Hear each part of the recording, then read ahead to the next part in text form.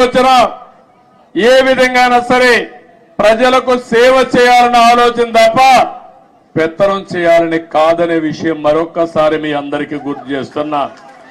అది ట్రస్ట్ కావచ్చు, రాజకీయ పార్టీ కావచ్చు, ఇవన్నీ కూడా ఆలోచిస్తాం. నేను కూడా పార్టీని రీస్ట్రక్చరింగ్ చేస్తాం, యువకుల్ని ప్రోత్సహిస్తా, ఉత్సాహవంతుల్ని గౌరవిస్తా.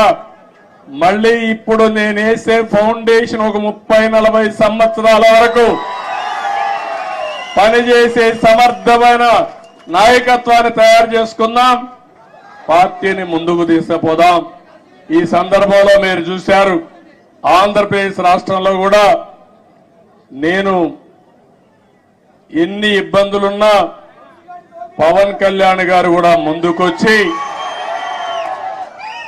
ప్రభుత్వం వ్యతిరేక ఓటు చీలకూడదు, అందరం కలిసి ఒకటిగా ఉందామని నాంది పలికి నేను జైల్లో ఉన్నప్పుడు బేషరత్తుగా వచ్చి తెలుగుదేశం పార్టీతో పొత్తు పెట్టుకుంటామని చెప్పి పొత్తు పెట్టుకున్న వ్యక్తి పవన్ కళ్యాణ్ గారు అని చెప్పి కూడా నేను మీకు తెలియజేస్తున్నా.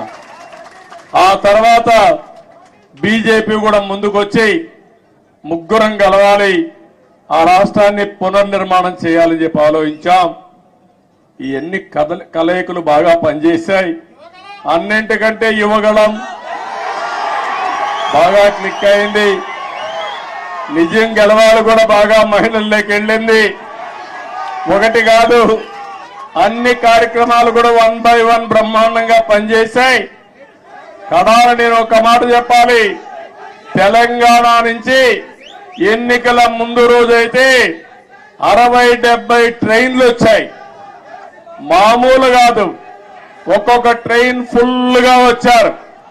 ఏసీ ట్రైన్ లో పట్టరాని విధంగా మనుషులందరి దగ్గర ఒకసారి ఏసీగా ఆఫ్ అయిపోతే సఫకేషన్ వస్తే ఏమవుతుందో తెలియదు. అది కూడా పట్టించుకోకుండా ఎట్టి పరిస్థితుల్లో మేము ఓటు వేయాలని ఊరు ఊరు కదిలొచ్చారు.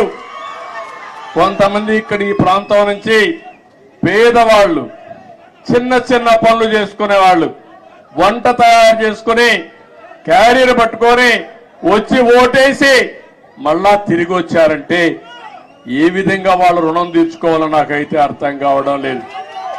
చాలా మంది ఎన్ఆర్ఐలు అమెరికా నుంచి, ఆస్ట్రేలియా నుంచి, ఆఫ్రికా నుంచి, వివిధ దేశాల నుంచి లక్షల రూపాయలు ఖర్చు పెట్టుకుని ఒక ఓటేసిపోయారంటే, కొన్ని నెలలు ఇక్కడే ఉండి గ్రామాల్లో తిరిగి పనిచేశారంటే వాళ్ళందరి రుణం తీర్చుకోవాల్సిన అవసరం ఉంది.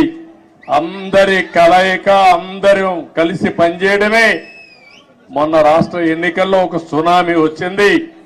ఈ సునామీ మా తమ్ముళ్ళు చెప్పినట్టు సైకోనే కాదు, అక్కడ భూతం ఉంది.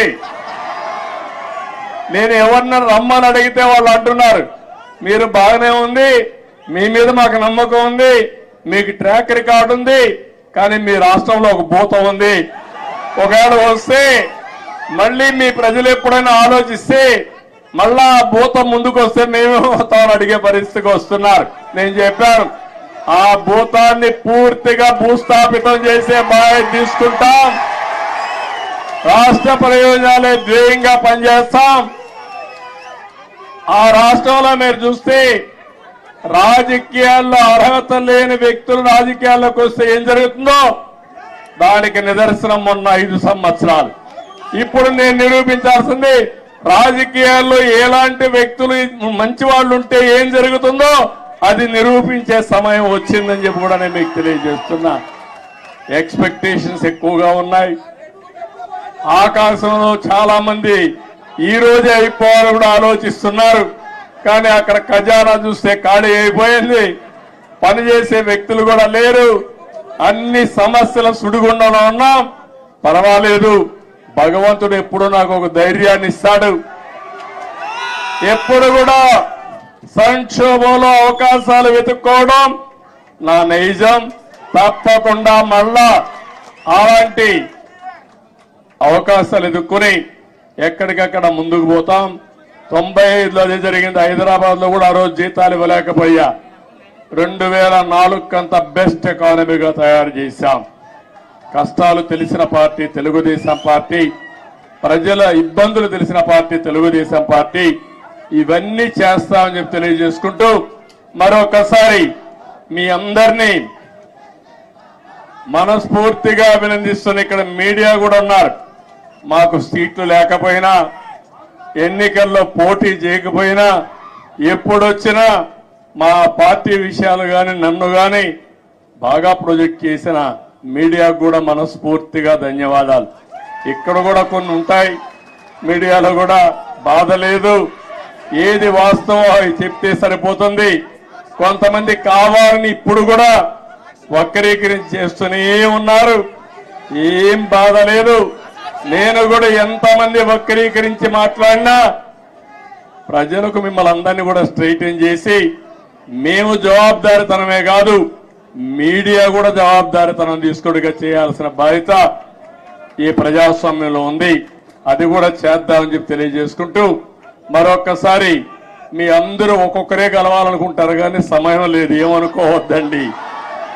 సమస్యలు కోకొల్లలున్నాయి. ఆ సమస్యలన్నీ పరిష్కారం చేయాల్సిన బాధ్యత నాకుంది. తొందరలో మళ్ళీ వస్తా, పార్టీ ఆఫీసులో టైం ఇస్తా, అందరితో కలుస్తా.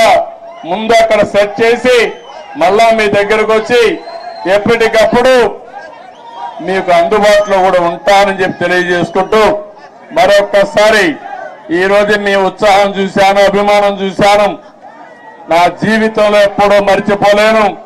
ఇవన్నీ ఒక్కొక్క నాయకుడికి ఒక్కొక్క సమయంలో మధుర స్మృతులుగా జ్ఞాపకం ఉంటాయి. నేను ఎవరిని ఈరోజు రమ్మని కూడా పిలవలేదు, కానీ ఈ పార్టీకి ఇక్కడికి వచ్చి 10 మందికి ధన్యవాదాలు తెలియచేయాలనే ఉద్దేశంతో వచ్చా. ఆ సందర్భంగా ఇంత పెద్ద ఎత్తున వచ్చారు.